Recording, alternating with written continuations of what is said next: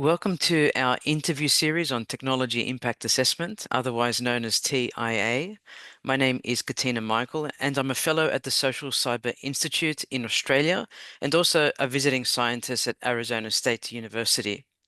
This interview is part of the Australia-India Joint Impact Assessment of Critical Technologies for Peace and Stability project, funded by the Department of Foreign Affairs and Trade and our Indian counterparts, and it has been ongoing since November 2024.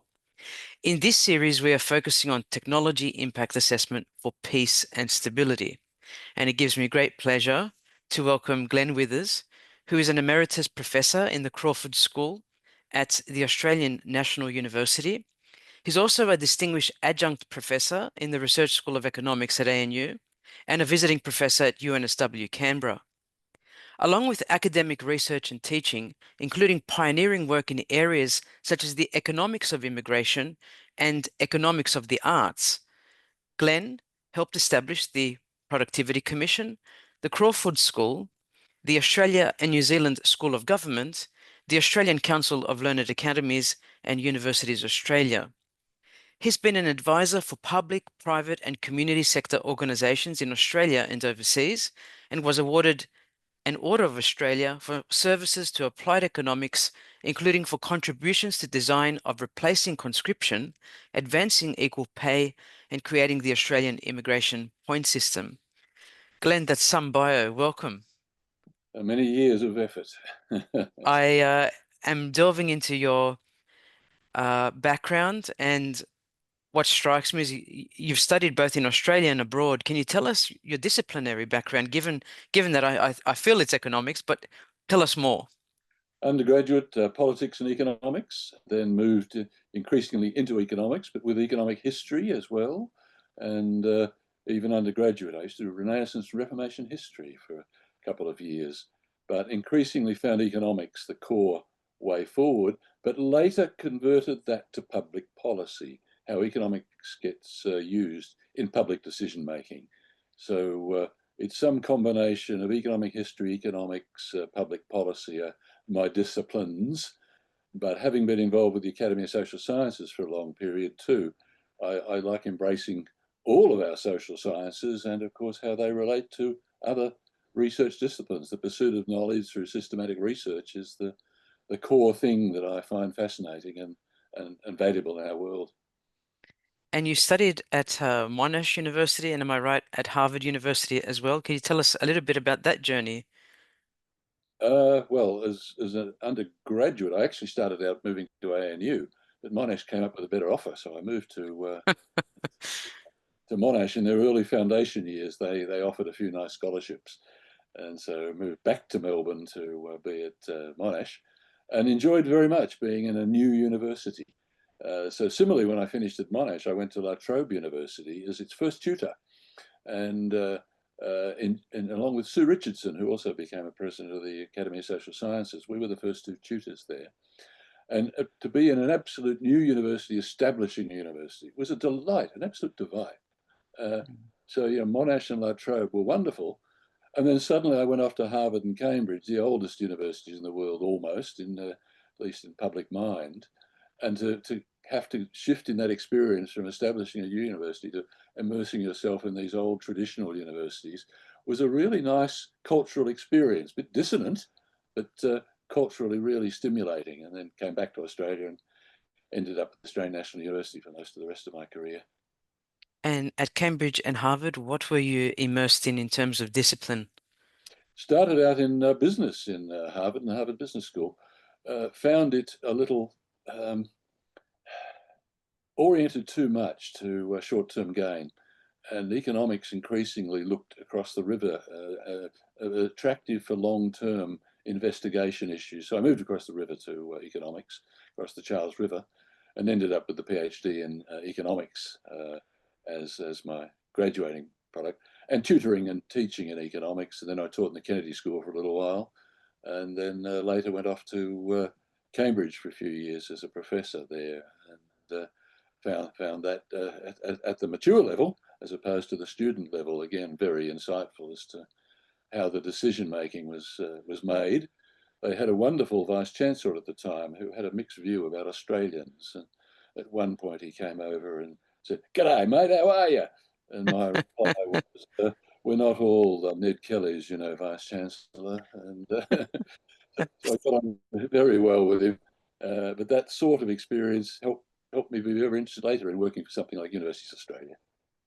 Yes. And was it still economics that you were working in at Cambridge when you were a prof there? Yes, working in economics, teaching in economics. Okay. About 20 years ago, my husband and I interviewed Professor Ian Angel at the London School of Economics, and he was adamant that in every technology, economics was at the heart, that everything was about economics. And that perspective has never left us. It was a pronouncement in that interview. And I guess today we will be talking about the importance of economics within technology impact assessment.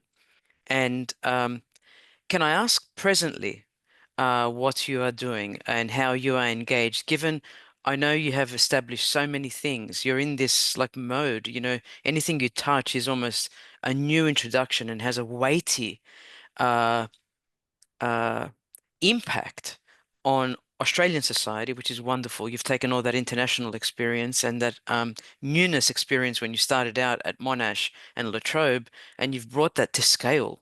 I think Americans are great at doing things at scale. Start local and then go on. But what are you doing these days in your emeritus professor role and beyond that? Many things that please me. That what you can do as an emeritus professor, of course, is work on the things that you enjoy most, including the traditional ones, but the new ones that otherwise you might be restricted from by your duties. And so it means the world is your oyster. So in terms of, for instance, new universities, I've been involved in establishing new universities in places like Mauritius and Bhutan as great adventures, as well as immersing one for a few years in an older university in China, Tongji University, an engineering university. So the work on the I reviewed a book called uh, Economics Shape Science, and that got me very interested in this linkage with science and technology. And so Tongji University was a very natural location inside China because it's its top engineering university. And so I got to work with the engineers and how they took on economics in the courses and how they related that to engineering and then to the scientists as well. But I became quite fascinated in science and technology through these sorts of experiences. And I could spend a bit of time in Tongji University pre-COVID and pre some political difficulties because I was emeritus. I'd retired. So that's the advantage of being emeritus. You can pursue your mind where it takes you as an academic, which is one of the wonders of being an academic. You can follow your thoughts in many ways, and that's what I've been doing. Moving increasingly into the topic of our conversation, the economics of science and technology that I've begun to work on as a new way forward. Instead of economics of immigration or the economics of the arts, I now look at trying to contribute to economics of science and technology. I can see there is a part of your research that runs throughout. I note as an advisor, you've not only looked at public and private organizations, but the community sector organizations. And tell us how that came about. I can look at the immigration policies that you've contributed to and so forth, but that third sector, why do you think it's important? Well, in public policy, you learn very quickly, of course, the need to work with all interest groups who influence policy or should be involved in the formation of policy. And in our sort of society, we work on three legs. One is the state, which has the power of control over us because it has the military and police ultimately behind it. Not that we expect that to be at the fore, hopefully, in our sort of society.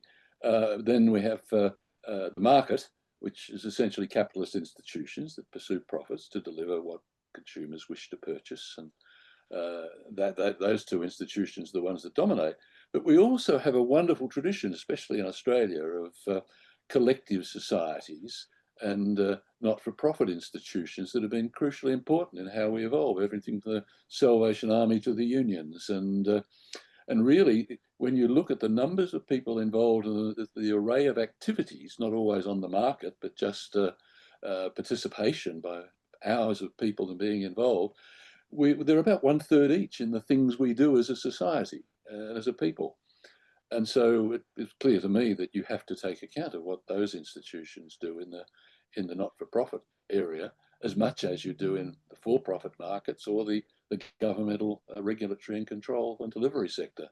And in those not-for-profit institutions, I began to work, for instance, on equal pay because the ACTU wanted an economist's view.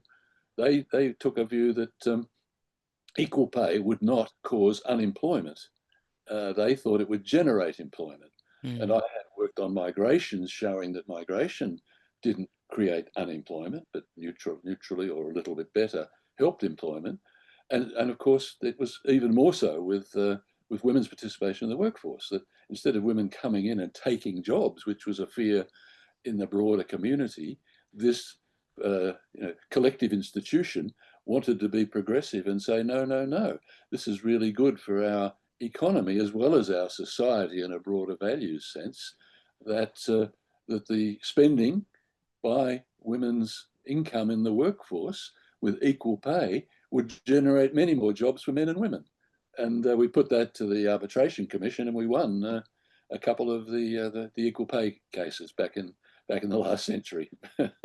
I'm sure I'm a recipient of that judgment and that victory, and so many others. Uh, so, given this rich background, have you been called interdisciplinary in your approach, or transdisciplinary, Glenn, or multidisciplinary? Do those words resonate with you, or you just do what you think is right? How do you see this world of your disciplines coming together?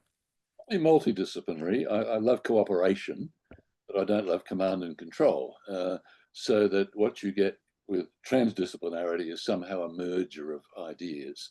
But I like the tradition in universities of what disciplines do is dig deep into particular issues using particular methodologies. And you don't want to merge that into some mesh of integrated methodology overall. If some of that emerges from analysis, wonderful. Systems analysis, for instance, emerges and applies across many areas. But underneath that are deep physics and deep philosophy and so on. And Mm, I think we need both.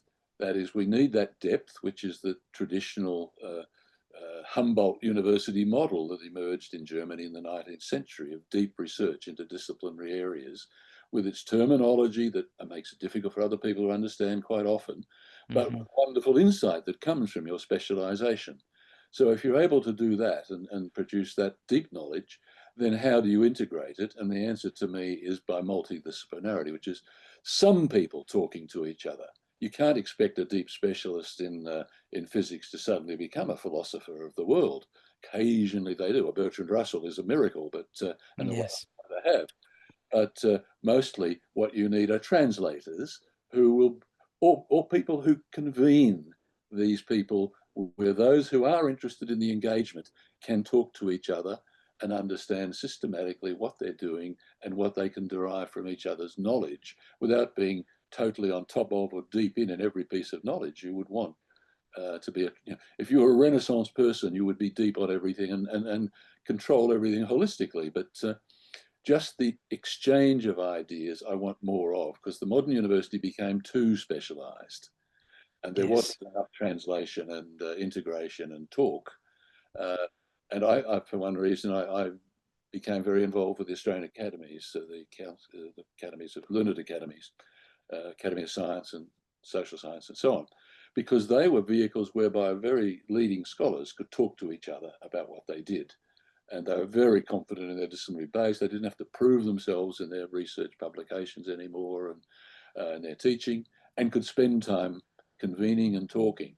And I loved that as well, that I began to enjoy talking to the scientists about, well, I got involved in analysing the square kilometre arrays, for instance, in bringing my economics to it as a cost benefit analysis, but to understand what the heck the cost benefit analysis was being applied to and why those benefits would emerge. What was it in the science that would produce benefits that then I could run away and say, that's valuable to the society in the following ways, and becomes indeed even a monetized benefit that we can document.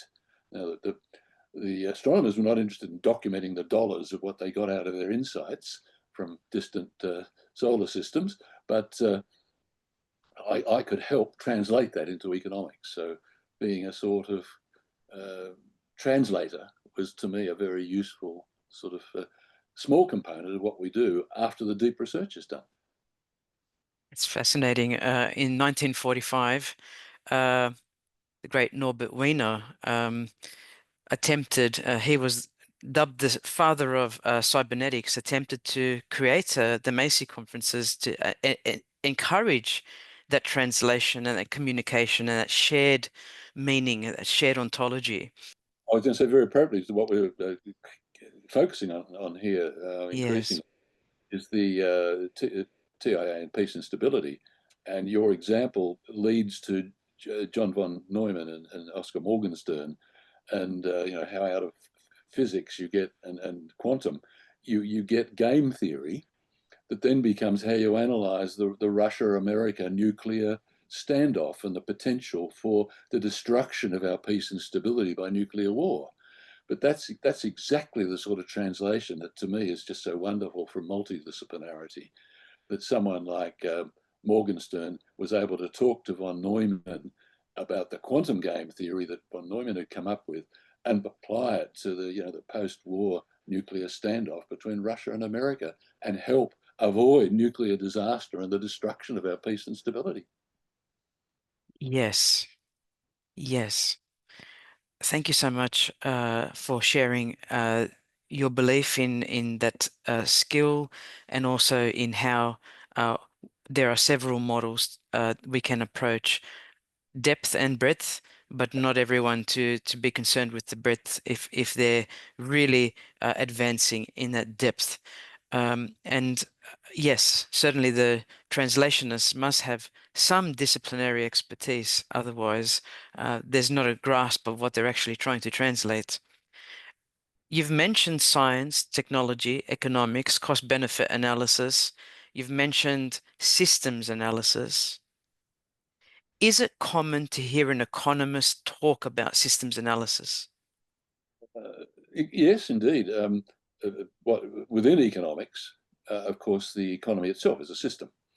And so you have coming out of engineering via Russian emigres to the United States that ultimately went to people like Leontiev at Harvard, uh, who got a Nobel Prize for translating from his engineering knowledge of how systems integrate with each other, railway systems, transport systems, and so on. He began to call it input-output analysis for the economy. And he still regarded it very engineering. You have this amount of money that goes into this part of a road, or this amount of work that goes into this part of the railroads, and so on. And it was very mechanical. But increasingly, economists translated that into the market. And the work of Leontiev led to the systems modeling that indeed in Australia, for instance, has been a very distinctive feature that we're a world leader in systems modeling of the economy. So that if you build a new set of ports and harbours, what does that do for the consumption of confectionery? And you can translate this through as to how ripples and effects operate through the economy, what sort of labour you need, what sort of expenditure take place, what of investment you need for the future to keep it going, and so on. So we learnt from engineering to build systems inside economics. Then in more recent years, people like Ciro who worked with economists to try and then integrate economic models with things like environmental systems models, and therefore look at the implications of, say, an economic growth policy into what it implies for sustainability. And so we're getting wider systems appropriately through, again, this multidisciplinarity, where you've got experts in each of these areas that no expert in one of those areas could conquer, working together to make sure we're right in how we characterize the environmental consequences and how we characterize the economic operations. Do economists delve into socio-technical theory at all, building on the foundations of systems? Not so much. A little more in America, I think, because of their undergraduate degrees are much more multidisciplinary in America, general arts and science. We follow the British system of specialisation undergraduates. So that leads to in my view, too much specialisation subsequently. But you have people who transcend that delightfully, and you also get more lead from places like the United States and China these days on interdisciplinarity that I think is spreading worldwide, because one of the wonders of being a scholar is that you're part of a global community, and you can learn what is going on in the minds of somebody in Shanghai or London or San Francisco. And increasing with modern technology, the access to every damn Zoom meeting we have is is still incredibly insightful and useful. So that we're sharing that knowledge, and that's what the global community of scholars does. I loved your description of how Australians have championed this systems approach, particularly with regards to critical infrastructure, whether it's ports, roads, communications, and so forth, and looking at that interplay between the social, the technical, and the environmental aspects, hopefully coming into harmony at one point, given the instabilities in each of these moving parts. It's all complex and it's all adaptive and it's all subject to change. And I guess economics is a good way to capture how that change is occurring. If I was to ask this term, technology impact assessment, which we are preoccupied by in our current grant, where you're a principal investigator along with Greg Austin, technology impact assessment, why and how does it relate to everything we've been talking about so far? Uh, to me, I come at it from a different view than most who are in this area. Uh, I was also involved inside government in doing a whole lot of policy evaluation, and that was cost benefit analysis. And I wrote the guidelines for COAG, for instance, for regulatory impact, and then worked on expenditure impact, and you use cost benefit analysis for that. Now, what I got out of that in seeing how important it was for the microeconomic reform era, where we actually looked at every damn regulation and every major expenditure in a systematic, evidence-based way to see whether it was working well or not. And we had a very systematic set of routines whereby you had to compare it with good alternatives, and you had to go through both the benefit side and the cost side. And that systematic evidence-based approach to reviewing the way government intervened in our lives, to me, paid off. It was the microeconomic reform era of Hawke, Keating, and Howard that we're still living off today. Hmm. Gradually over time, that became corrupted. Interest groups, bureaucrats didn't like it, exposed too much of things that they didn't do so well. Politicians didn't like it because it exposed sometimes groups that didn't win and others that won and shouldn't have, and so on. So it was an experiment that worked well for a decade, paid off for 2 to 3 decades, but it's time to do it again. Now, why that's relevant to technological impact assessment is we're in this era of wonderful changes in biological technology and in physical technology and engineering technology. And I think the impacts of that we need to understand better to see how we should relate to the guardrails and support activities we put around it to go forward. And that means the way government gets involved in regulation and expenditures again. Which types of technology should government be spending its research monies on? And once you've got the technology emerging, digital technology or virus technology or whatever, how do you make sure you're facilitating the benefits to society while helping protect against possible negative effects? And so that comes back to everything you were implicit in your question of technological impact assessment. To me, systematic evidence-based analysis is absolutely crucial for good outcomes from the role of government in our society, and indeed in the decisions private enterprises make and civil society makes as well, because they get the benefit of insights from these things too. And so if it is public, open knowledge that you're producing, our whole society is going to be benefiting from this systematic knowledge. And to me, that's what technological impact assessment is doing in that tough area. Now, how that suddenly becomes different for me is cost benefit analysis is usually known technologies. You're talking about building railway by well-known engineering methods. You're talking about implementing wider use of a particular virus for preventing measles or whatever.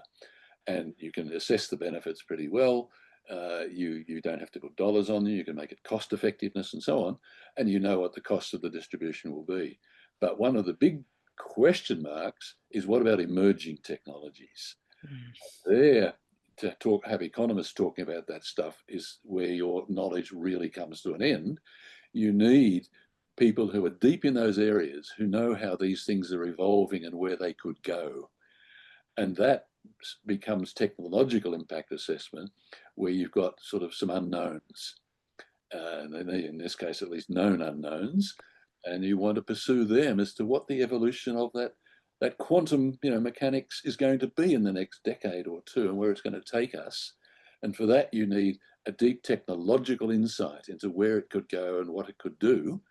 And then you start to blend it with the application technologies of engineering and business and so on, to see, whoa, what could we deploy with this? What will come out of it? And then you then say things like economists and governmental people, well, how do we respond to this in the settings that we facilitate it with? And you're back in multidisciplinarity. But in TIA, you've got deep science at the core, not just applied stuff, which is, you can do without that deep knowledge of science and the newest science and where it's going. And that's why it's really fun and really interesting and really important. So you've told us at the heart of this cost benefit analysis is evidence and numbers and qualitative assessment on technology.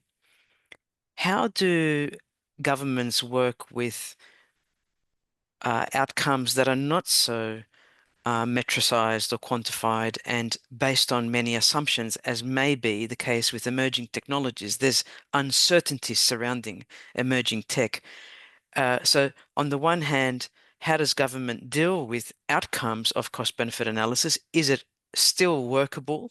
Is it still functioning well, given what you've said about the need for a resurgence? And the second thing is, when we do start to enter emerging technology realms, how do we deal with a lot of unknowns and assumptions? Um, the more you're in sort of conventional, I don't know, the local council wanting to build a new park or a new railway, then it's known knowns, and you can use the engineering and look at the alternative engineering options and work out what works best, and also look at what the impacts on the local society are in various ways, whose life is affected and displaced, and whose is advantaged, and you work out whether you want to go forward or not. And there's in that a whole range of difficult decisions, but at least they're known. And you as a council have to make a tough decision as to, well, these people have to move houses and these ones wouldn't, and the pollution issues are now more prominent and so on, but they're knowns. Over in new emerging technology with these unknown knowns, those known unknowns, Yes. what we've got is a capacity to adapt the framework from cost benefit as opposed to its scientific rigid application, to use better techniques. We mentioned systems analysis before to try and see how things operate through the whole system. Let's go one step further to scenario analysis. Mhm. What you do in areas of emerging science that can lead in a whole range of directions is explore each of those directions. And that's scenario analysis. What does this outcome of the science over the next 2 decades lead to? But if it goes in this direction and we break through on that issue, what would that do for us? And so instead of saying, here is the trend, the way forward, and here's what I predict, go to alternative predictions and look at what the alternatives do.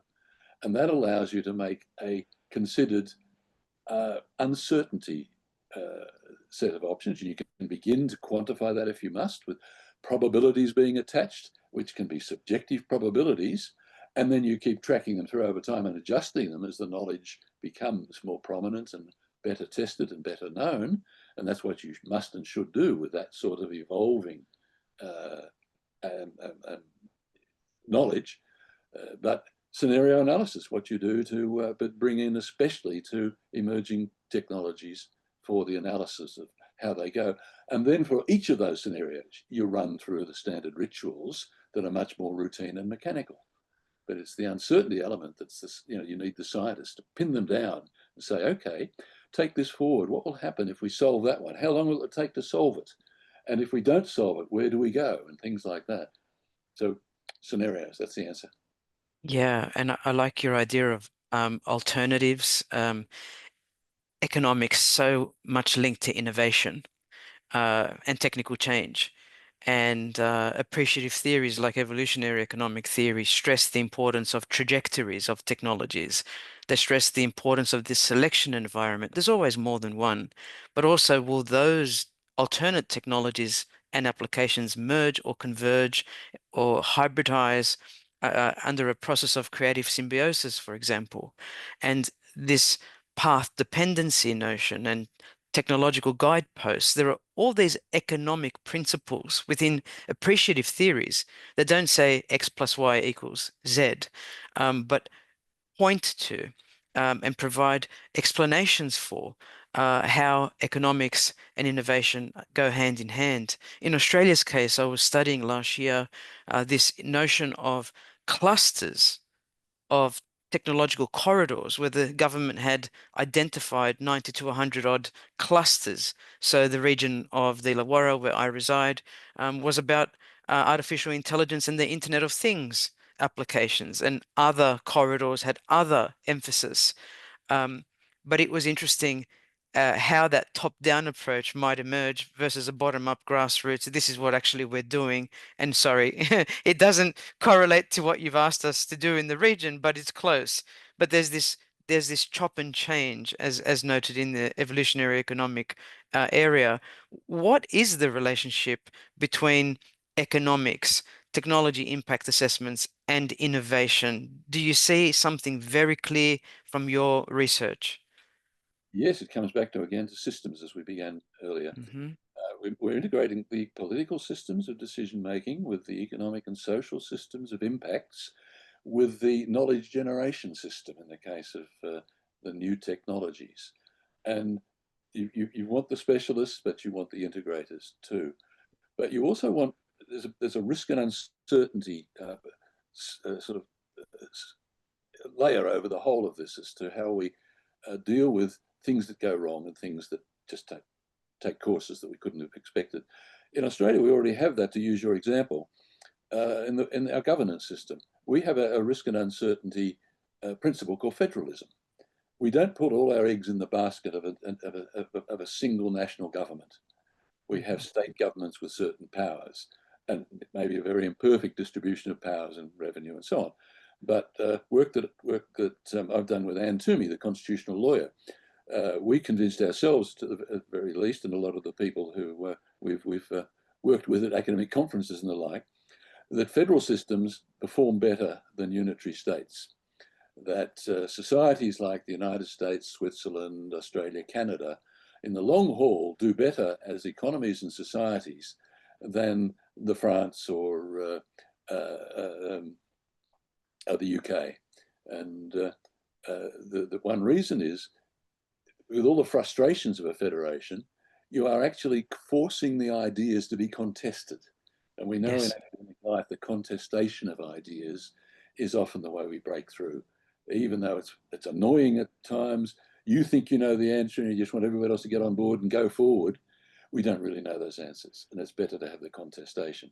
And the contestation can be through a political system, can be through this blending of disciplines, because what an economist asks a physicist is, please explain to me why you believe that will happen. And that actually then awakens up the physicist to something they hadn't thought of before, and they think of a new answer and a new way forward. And an economist would never have thought of the way forward, but it stimulated the physicist to do that. And so, again, to me, things like technological impact assessments are in this case, a public administration vehicle that doesn't give the answers and doesn't make the decisions, but it gives you a lot of information, occasionally answers, but then decisions have to be made using that. And the decision and the information that they come forward with through the systematic evidence-based analysis is one that has had contestation if it's done properly. The scientists themselves compete with each other and talk about their different views on where it's going. And then they have to deal with the engineers and the business people about stuff. And then they've got to deal with, economists and social people about the consequences and the nature of how that interacts with them. And out of that, I'm convinced this is a better set of ideas for politicians to make decisions. Probably a lot will be wrong. They'll make the wrong decisions. They'll be influenced by the wrong people. They won't take account of a lot of the evidence. But my experience, for instance, in working on the Economic Planning Advisory Commission for the Hawke-Keating government and for Howard for a year or two, was that getting together, like we're about to do with the new roundtable, where we had the unions, the state government, the business groups, the civil society groups around a table, just 25, 26 of them around the table, as we're about to do in Australia again at long last. They, one, argue with each other, but they argue interactively rather than at a distance where they're just yelling. And that interaction, and they argue on the basis of evidence that's been given to them that they have to deal with, not just the evidence they want to put forward that's always supportive of their cause. They've got to actually deal with the evidence and interact. And out of that, what we got from the Economic Planning Advisory Commission for Hawke and Keating was not, we didn't make decisions, but we found that the interest groups converged over about 60 or 70% of the stuff we were talking about, and then wouldn't give in on 30%. And that was what the decision makers then had to go away and deal with and make the final decisions. But you lost a lot of the rubbish and you really focused on what was important and you did it on an evidentiary basis. And to me, that was one of the secret sources for the Hawke, Keating, Howard era of reform. They really were an informed reform. Yes. We've lost that. I'm delighted to see it coming back a little now in decision making in government. And technological impact assessments would be wonderful impacts if we were able to get those more prominent and coming forward a lot more in the decision making we do. At the moment, they're often left hidden away inside agencies. They don't see the public light of day for the contestation. They're often done, let's say, only from a science perspective and not from an economic or social perspective. I want more multidisciplinarity and public exposure. That makes good policy. I totally agree with you, and I'm convinced that technology impact assessment is almost an instrument for socio-technical intervention. I see it as an intervention and the opportunity to reconfigure how we are doing things. Um, I really do think it's a powerful instrument to the point that I'd almost call it a socio-technical impact assessment rather than purely technological. From the point of view of what you've said, it brings on diverse stakeholders. Um, would you have any synonyms for TIA in your world? And are there subtle differences? Would you just call it, hey, this thing we call technology impact assessment is just what economists call cost benefit analysis? Is that fair to say? No, because the cost point analysis is a lot more with the known knowns. Hence, you've got to be willing, as we said before ourselves, Hmm. getting into the area of risk and uncertainty in systems much more, and especially in scenario analysis, alternative pathways forward, uh, and build in the tracking of those pathways. Often what we did before with these regulatory impact statements and cost benefit analysis, make a decision on a new regulation or a new expenditure and then go away and just implement it. We never Hmm. even used to follow up to see what we predicted even in a more conventional area, let alone an area of greater uncertainty. We didn't check how good we were. And then some wonderful work, someone like Brent Flivberg at Oxford has come out. He's looked at all the big infrastructure projects to see how well the costings work out. And he's got this wonderful analysis of which costings work well and which ones work badly, and Hmm. in what circumstances some work badly so that 80% of them are fine and some others are way off the planet. And that sort of analysis, which is still with known engineering stuff, convinces me that we need this technological impact assessment for the very much more uncertain world of emerging technologies. And that should, and we follow up on it as they emerge more. So you build Yes. in a requirement to come back, a legislated requirement to have an agency come back and commission TIAs every 5 years in certain crucial areas that you would define as the emerging critical technologies for our future, and make sure you keep coming back and looking at how they're going and what's happening with them. And that therefore what you've done is right, supportive, and doesn't need adjustment to make it even better into the future. So in that instance, TIA must be a continuous process. It's not a one-off uh, product or artifact like a white paper or an assessment type. Continue, Um, and much more in these uncertain areas. The old stuff was one-off in certain, in pretty well-known areas. What this would do is refresh our way of approaching assessment and cost-benefit analysis and evaluation. I much prefer a phrase like technology evaluation or technology evaluation analysis rather than impact, which takes us a bit more back to regulation impact reviews, expenditure impact reviews, which become mechanical. I yes. need now is this creative, more inspired way of going forward in the uncertain areas and making sure, because they're uncertain, we track them through. And that would be creative, inspiring, fascinating way of rebuilding our futures for government, and helping government understand our futures much more than just incremental ways of decision making. We've got a little bit slothful back into incremental decision making rather than creative futures decision making. And I think TIA, if it became an important funded activity of government and one that was required by legislative obligation, would be a way of exciting our futures in Australia. I really appreciate that because the school in the States I'm part of is the School for the Future of Innovation in Society. And there we have specialists that are foresight scholars, future thinking scholars, scholars that look at and do scenario planning. All of this is the way to build the future with participation from diverse stakeholders. So I sing the same song with you, Glenn, and I know my school back in Arizona does too. So if I put you on the spot and ask you for a basic definition of technology impact assessment, what might that be? Um, a systematic evidence informed analysis of the emergence of technology and its impacts on society, the economy, environments, and um, human condition, uh, something like that. Very good and quite succinct. If I was to say now, with the emphasis on our grant on peace and stability, which changes a little bit the emphasis of the TIA, how do you understand peace and stability, Glenn, and what does it have to do with TIA? It's avoiding the risks of conflict and instability um, in our society, and too much of the technology assessments in the past have ignored it, and indeed so have the economic assessments of known things. Uh, the technology ones became captured by the technologists. So they're done sort of in TIAs are done in science agencies and science departments. And essentially, I was involved in the Department of Prime Minister and Cabinet for about 4 or 5 years, I think it was 7 years. Um, uh, and we never saw technology impact assessments there, even though that's meant to be the integrative department that's pulling together all the insights from across the bureaucracy.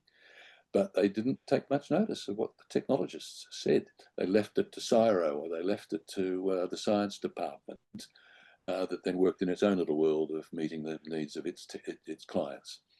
To me, something like a central commendation of requirements for technology impact assessments to come to the Department of Prime Minister and Cabinet for coordination in conjunction with all the impacts, including peace and stability, so that they get then advice from defence agencies and civil agencies, emergency advisors, and so on those aspects, that they got neglected. They got neglected in the previous technology stuff. They were there quite often in the spending in those areas, in the regular cost benefit analysis on your fire control and disaster response, but they're not in the technology stuff. We need them to come together. And to me, the emphasis in our project on peace and stability is a reflection on whoever commissioned that, in that case, Foreign Affairs and Trade, that peace and stability were getting forgotten in technology impact assessment, though in principle they should have been there all along. It's interesting because while I was in Australia full time prior to 2016, I was constantly being asked to visit PM&C and would often drive from Wollongong to Canberra to consult with small groups. But of course, it was never paid, it was in kind, and it was, oh, can you tell us about big data off the cuff? What do you want to know about big data? Where do I start? And, is this going to be over in 3 hours? And it's not to be critical, but they were trying so hard to consult, but without expenditure or budget or an agenda, really, just grabbing almost what they could. CIA becomes a systematic framework for those sorts of inquiries. Yes. They know where it fits in and how to use it rather than a well-intentioned, and I'm delighted they even asked, but well-intentioned sort of trying to get into an area and find out a bit more about it. In this case, Yes. find out a bit more about it and see how it fits into a good vehicle for public decision making. When we got this grant, I started to really do some meta thinking. Oh, peace and stability, Department of Foreign Affairs and Trade, etc. And with a background in transnational crime prevention, I kept thinking, beyond Australia's borders. And of course, this is about joint impact assessment in the guts of our grant. But how do you see peace and stability? Is there a local, regional, international, global flavor? And does it mean different things at all of these levels? And do they relate? Do they have anything to do with each other at different geographic granularities? I want them to be any and all of those things because, again, I don't want one body to determine what should be inside TIAs. It should be a general framework, but the content should be then contestable. And indeed, what I would hope is, for instance, that external bodies, business organizations, community organizations would submit to these processes or do them and release them themselves. I like, for instance, when somebody like the Australia Institute or the Centre for Independent Studies or whatever put out studies which duplicate what government should be doing, but getting different results. That's that contestation. And then you ask the question, well, why have they got different results? And you're then getting into deep stuff about, it's because they assumed that the impact on this would be double the employment assumption that this other one's made. Now, why did they make that argument? When you get into it, it's not going to happen. Those industries are not going to expand. They're not the one. It's going to be imported and so on. So you get into the real argument of the detail by contestable work. So I don't want one body that does it all. I don't want everything to be embodied in the Productivity Commission, wonderful as it is. I want other units around government. I want other units in state entities. And I want think tanks, and I want private bodies. But they know the framework. But the framework is not rigid in saying which bits of peace and stability, but they say at least that we would expect and hope that peace and stability will be considered. And here are examples, here are precedents, here's previous studies and what they've done, but you can now interpret it as you wish. But when it's contestable, government's got to deal with that rather than just decide what it is. So you mentioned the key term framework with respect to technology impact assessment. I asked Bob Cook-Deegan of ASU, is there a framework? Is there a rigid, systematic way of doing a TIA? And he also said that the elements were not rigid. As far as you're concerned, what should be in a TIA typically? What elements and how does this framework look like in your eyes? I like the way forward of best practice. And you don't say rigidly, you must conform to this as if you know everything about everything. Hmm. Rather, here's what I think we know and where we've got to in best practice. And you create best practice frameworks, one by their definitional structure, which is the logical structure of what you're doing. And they're the sort of components of content you'd want. And that would include, we must remember to discuss the peace and stability consequences of this. But what is peace and stability? Then you have examples, you have previous studies that have influenced decisions and have been well regarded generally by stakeholders and so on. And so what you're giving is examples of good practice. You're giving frameworks for good practice, but you're not saying what you should do by way of a study and a conclusion. You leave it up to, particularly in this area of unknown stuff, you leave it up to creative thinkers to come forward, and then you evaluate their thinking. So Mhm. I can give a framework that says, oh, you've got to define the scope of the technology, as following criteria to look at the nature of the technology. You must consult with these stakeholders. You should look at both the cost side and the benefit side, and bring in risk and uncertainty. They're all elements of a good framework. And some people won't even look at half of them because a lobby group doesn't like some of them because they don't lead in the direction they want. But the lobby group still brings up important information for you because out of their membership, they've found stuff you couldn't get access to. And but the role of a coordinating agency like the Prime Minister and Cabinet is not itself to produce the TAAs. It is, however, to integrate the information from other departments, other governments, external bodies, think tanks, into what it then takes forward to the Cabinet for decision making. And it doesn't say, even at the bottom, we recommend you spend 10 billion on this. It should say, on the basis of the evidence, you can consider the key considerations are whether this will happen or whether that will happen, and what the consequence is for this, including peace and stability or social equity. Therefore, you will decide as cabinet whether we spend that 10 billion. You don't, as the bureaucrats, say that your evidence has produced the 10 billion conclusion, because quite often we haven't got enough evidence to reach the conclusion, but we have to make a decision. And so that's particularly where scenarios and uncertainty come in, because you say it could be as high as this, or it could be a negative as big as this. Mhm. But we can't prove it because it's the future. Now, you, Cabinet, have got to make that judgment for us.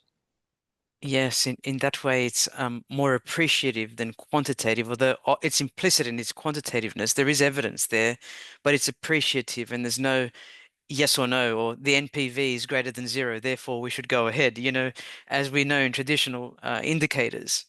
As Penny Wong would say, quantify as much as you can, and then qualitatively assess the rest. I totally agree with that approach. And talking about methodologies, you identified scenario planning previously. You also talked about how to define sort of technologies and then applications through that interdisciplinarity in the applied sense. But you talked about the pure science and the science and then its application within the realm of technology. What other methods do you think can be used to collect information about critical emerging technologies? Particularly in these uncertain areas, there's a lot of techniques, of course, that we've developed over time. The sort of Delphi techniques and uh, um, what's it called, multi-criteria analysis, where you really can't pin down a solid figure on everything. But as I said for Penny Wong, here are the ones where you can really define, the certainty of the direction and the costs. But here's the stuff which we don't know, and you present all of those, but you don't say here's the benefit exceeds the cost. You say here are the pathways and how much we know about the outcomes and how much we don't know about the outcomes, and here's where we've got the quantification, and here's where we haven't yet. And that the multi-criteria analysis allows you to do that. A bit like cost effectiveness analysis is another one where you don't like putting dollar values on peace and stability, but you do want to know what the cost of the alternatives are, because they are quantifiable in market dollar terms. But you don't want to say that that 5 billion of these people, sorry, 500 of Yes. them is worth more than 100 of those people. I tried to do some work on that recently. We try to do it. We did some consulting for Seqwater up in Queensland for new technology to improve dam safety. And what you would do is whether you have releases of water or not. And if the water then affected the property and potentially the lives of 50 people here versus 100 in a town there, they want to know how we compare those two options, because we've got to do one or the other. Both will have a benefit. But how do you compare the 100 people here with the 50 there who are at risk? And we were going through ethical, philosophical ways of helping them do that. And They're Mm. still considering what conclusions they will make. It's really difficult decisions. Then you are into a world of ethics, not science. Well, scientific ethics rather than science. I really like that, Glenn. Scientific ethics. I really, really like that. I think it's the first time we've spoken about ethics in this interview, but it's implicit in our approach completely. It does remind me when I was in telecoms for so many years early on in my career, the value of data in an organization. And those were discussions that we were having with respect to emergent, large-scale big tech organizations very early on. I mean, I was working in a big tech transnational organization, but our business wasn't data. Today, so much of business is data, piggybacking on these emerging technologies. So there's multiple levels of these discussions that need to be had. What is the emerging technology, and then what is it that when it's applied to that it creates, it's something different. And that's the other difficulty we have with where does a technology and application of technology stop and start? What do you include? What don't you include? And on that question, we talked about clusters in Australia and how they were defined in corridors to cover all of Australia, really, this big landmass. What about identifying critical emerging technologies? I mean, how do you do that? uh, with some creativity, but also systematically. There are frameworks for asking. In this case, you're using interrogation of scientists by a framework. You're saying, in your area, where are the new areas and emerging fields? And you can get this information, begin to compare it across the disciplines, and then see, oh, there's a heck of a lot of change in this discipline.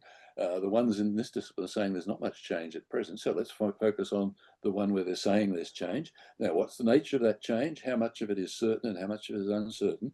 You can ask qualitative questions like that begin to pin down the nature of an emerging technology. You use qualitative survey, methods of interrogation of scientists about their knowledge. And you have various criteria beginning to say things like, well, what difference will it make to, let's say we break through on something. What does that mean? What will its impact be for the wider world? What do you think? Not that you're the expert on it, but what do you think? And then once you've got their ideas, you take that to a group of stakeholders. You do systematic stakeholder analysis of the scientist said this would, if this happened, it would mean this. Do you agree? And then suddenly the AMA says something, and the NRMA says something, and you're getting a different view of what it means out there in science and ethics, for that matter. Um, but you take the scientific knowledge and you systematize it about these uncertainties and where they're going, and then you get reactions to them for this purpose, for technological impact analysis, because you then want to use that multidisciplinary approach to pin down what we really know and what we still have to try and put quantification on where we can, and what's still up for decision making where we've just got to make our qualitative guesses. But then we've got the information going into that of informed people's guesses as well as uninformed people's guesses. And that changes, we know that that's statistical analysis of, we've got priors, but we adjust our priors. Now, a lot of those priors are going to be hard to adjust because people are stubborn and don't move easily, but gradually over time they will.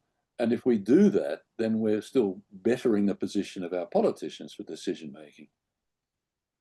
There's that golden word, stakeholders again. Could you elaborate on who are stakeholders when we talk about technology impact assessment? Can you identify them? Everybody. Get a little bit more granular. I agree. Everybody and who? You can't ask everybody every time. That's having an election all the time, and even then the kids are not voting. uh, Yes. But what I think technological impact assessment does is something that in the other stuff, the regulation impact and expenditure impact, that the economic areas of government do in their standard cost benefit and cost effectiveness and multi-criteria analysis procedures. They typically don't ask scientists very much.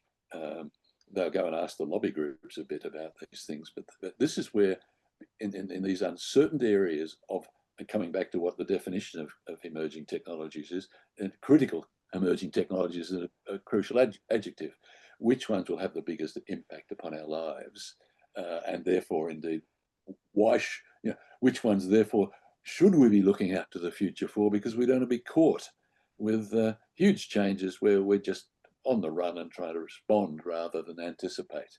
So how can we anticipate there? And that means asking those technologists and scientists as to what these are.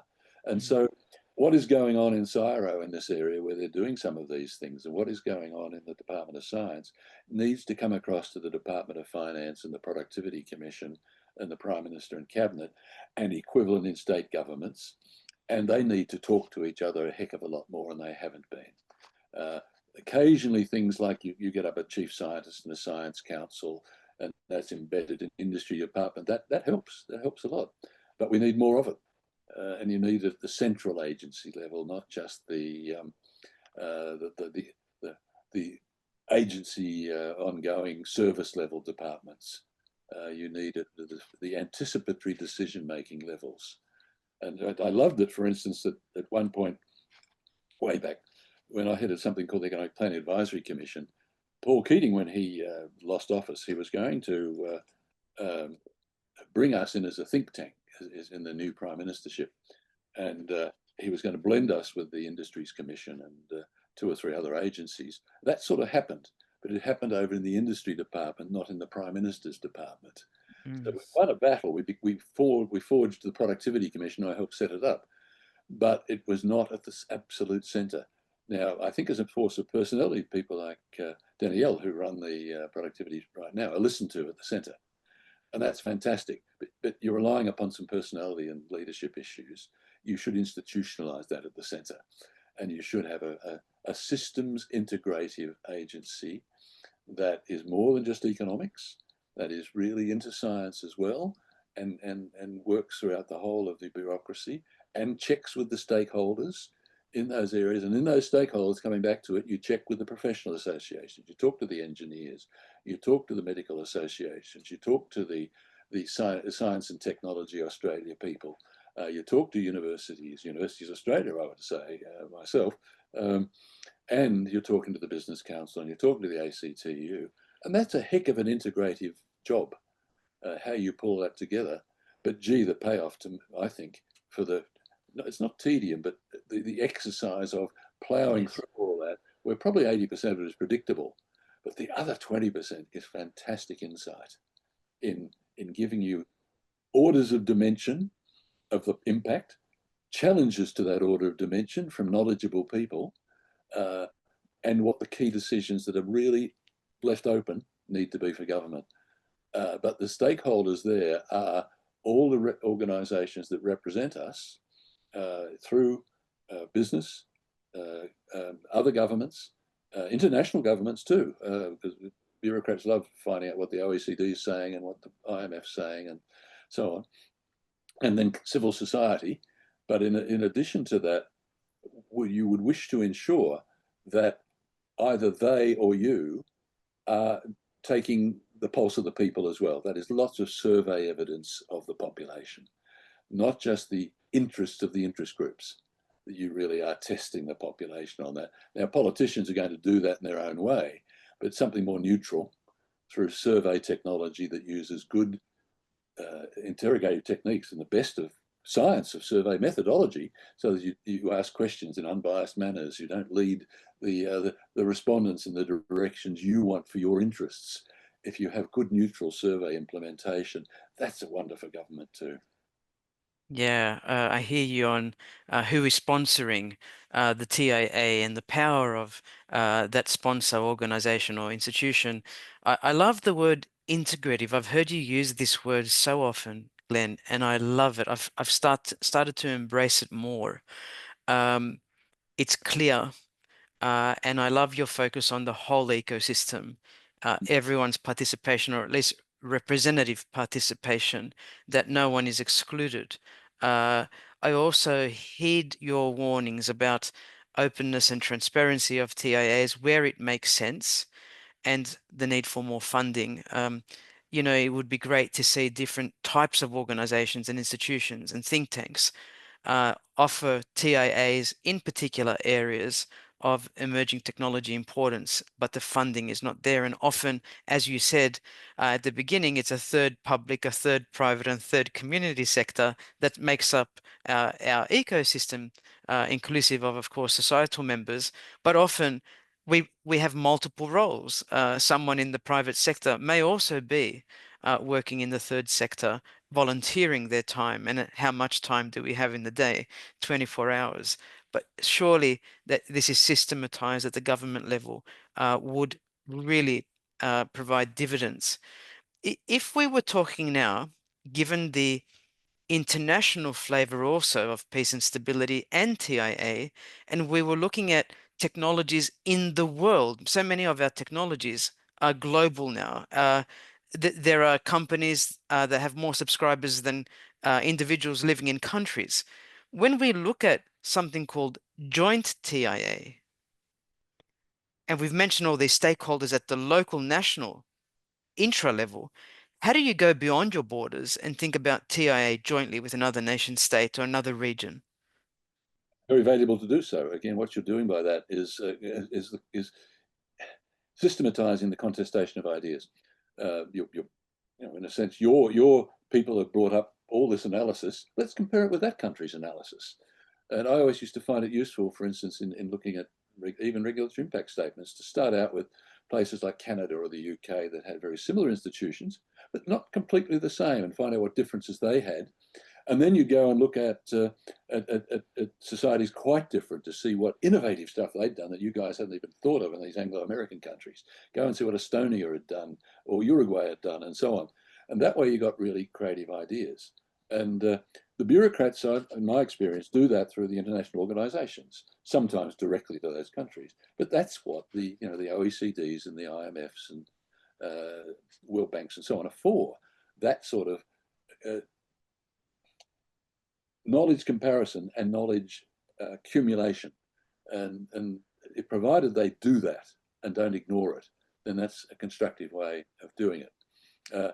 Now, for something much more specific, you might do it by commissioned work. You might do an India or Australia comparison to particularly learn about an area where both of them are really doing brilliant work in, say, artificial intelligence. Now, let's see whether there's, the purpose might be, hey, there's synergies. We think there's synergies here, and we want to work out how to cooperate on them. And you've got to check whether the different cultures are totally compatible, whether you want full convergence or whether just what you want is a consultation. And have bilateral and multilateral consultations is still very helpful. But you don't try and hold everyone down to one conclusion, because that's not going to work in most areas. Sometimes it will, but mostly what you want is just the greater array of information and information for your decision making. Now, at some point, there's too much information, and that's what bureaucracies are meant to do, and central agencies are meant to do, to systematically integrate that into well documented summarizations of what the state of our knowledge is, and then leave it to the key decision makers. And international stuff does that. Bilateral is often more manageable than multilateral, where you've got 20 contestations rather than 2. So you've got to come up with criteria, which is actually a very nice way forward on defining frameworks for TIA. Have a section that says bilateral and multilateral TIAs. How do you proceed? What is best practice? How do you manage the differences? How do you document the differences? And just because they're different doesn't mean there's right and wrong. It's just more appropriately to be different because you have differences across countries, like differences in people, for ways forward. And then how you handle that. And one way is just to report it, and you learn from that. And you don't have to say, we've got to go forward and negotiate an agreed answer and conclusion. That can be too wrong. If you come to it, fantastic. That's even better. But if you've got differences, you document the reasons for the differences and why they might be appropriate for the countries. And that's a valuable insight that comes from the international work, because you've, in a sense, you've had a check on your own culture. Are you being dominated too much by your own particular instinctive cultural approaches? And here's another country that's done it differently. And now you're checking whether you should do it differently too or not. And you come up with the answer, no, for us, it's appropriate to go forward this way. At our stage of development, with our other policy settings, no, we're fine. Wonderful response. We're almost at the end of our interview. A few more questions to go, and one is for our viewers listening, just in case they think we haven't thought about shortcomings of TIA or hindrances or challenges that need to be overcome or limitations or misuse.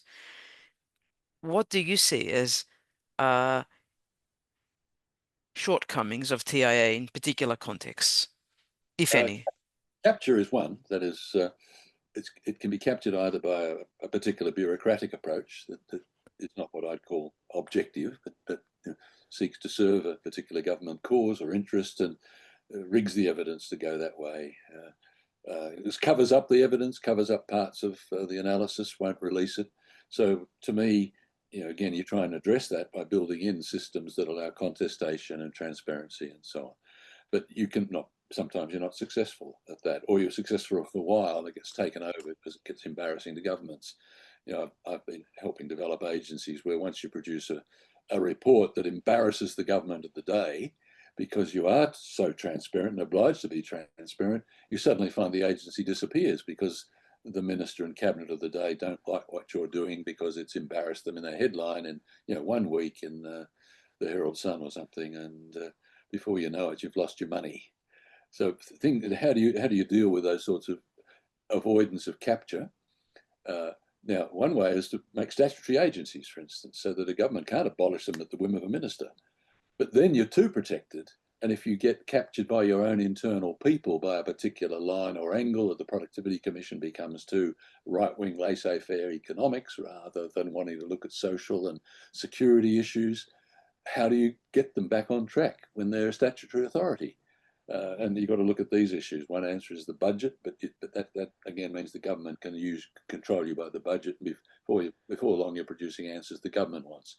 So you're in a second best world, and you've got to come up with solutions. To me, the solutions quite often are multiple sources of information. So again, using state governments, it's great, for instance, that we have equivalents of the Productivity Commission in a number of state governments, that it's not just one Productivity Commission. And similarly, if we do these technology impact statements, I hope we'd have state governments doing them as well as federal government doing them, as well as interest groups doing them. And then provided we've got a good media, which is again an issue we're confronting these days with the Yes. state of the media. If we've got a good media, and that includes the intellectual media and our journals and our transmission of ideas through seminars and conferences, if that's active, you can still force a government to go sensible when its instincts are otherwise. Not always, sometimes you miss out, but you improve the balance of decision making into our future, which is what Australia did in the 80s and 90s and into the early 2000s handsomely. We were a good public decision making country for a long while, and then that deteriorated. And then this is a time for refreshing, of which TIA is one component. We have a bigger debate and a bigger talk about what are the other complementary institutions and reforms, and everything from corruption reform to voting systems that we need to talk through. And we have snippets of that and a lot of people pushing at it, but we've got to get it better than we have right now. And TIA will be one significant contribution to doing that the more we do it. Well, we've come to the end of my questions. Thank you for being so patient in answering all of them, Glenn. Is there anything else you wanted to add that we haven't covered, or something you wanted to emphasize on the topic of TIA or more broadly? Only its integration. I'd like more of it, even from just the science areas. There's not enough, and it's not transparent enough. So I'd love that stuff to be made more public. Equally, I'd like the scientists to be engaging more with the social and philosophical and business and economic type elements, and indeed the engineering and technology people, as well as the science, pure science people. Again, this is part of avoiding capture. You don't want interests to control it, even though it's uncomfortable to have to compete and contest on ideas. And how you get that balance in our society where you want comfort and control, and contestation is a little bit of a nuisance quite often. You've just got to have a system that is built in a way that allows that balance to be reconstructed. And I think we haven't got that balance at the moment. We've moved too much to control coverage, keeping things quiet, not out in the public domain. And we need to have a more informed media. Places like The Conversation are lovely, but they're continuously living off the smell of an oily rag and not becoming open in the transmission of science to everybody, and similarly governments. But our sort of discussion right now, I think it's a nice vehicle.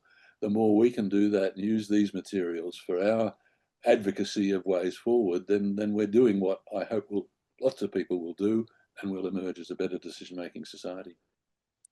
That's really beautiful. I had seen a Venn diagram recently where competition was on the one side, and cooperation on the other, and right in the middle was the word collaboration. Yeah, And I think uh, that's what you're talking about. And I do actually believe it's one conversation at a time, Glenn Withers, and it's people like yourself that come and have given back so much to Australia after your international travels. We're so fortunate to have a voice like yours in Australia. And I say this as someone who looks up to you, but also on behalf of so many people that you've mentored and supported. I interviewed one of your mentees. Uh, and he spoke volumes about your support. So I think it's one by one, and hopefully that grows to groups and other stakeholder types, and then across the borders. But it's examples like yours, which I'm highly appreciative of. There's a humility that comes with that knowledge, and sharing that openly is really important. A lot of people want to hoard their knowledge, but in your case, you constantly are encouraging us to learn more in a process. In this case, it's TIA. I just feel very fortunate to have come to know you. I know many members of our group do, and thank you for the inspiration and the persistence. well, thank you for instituting these sets of interviews too, Katina. I think it's a wonderful vehicle beyond the usual report at the end of a project that can remain for others to uh, access and argue with and enjoy.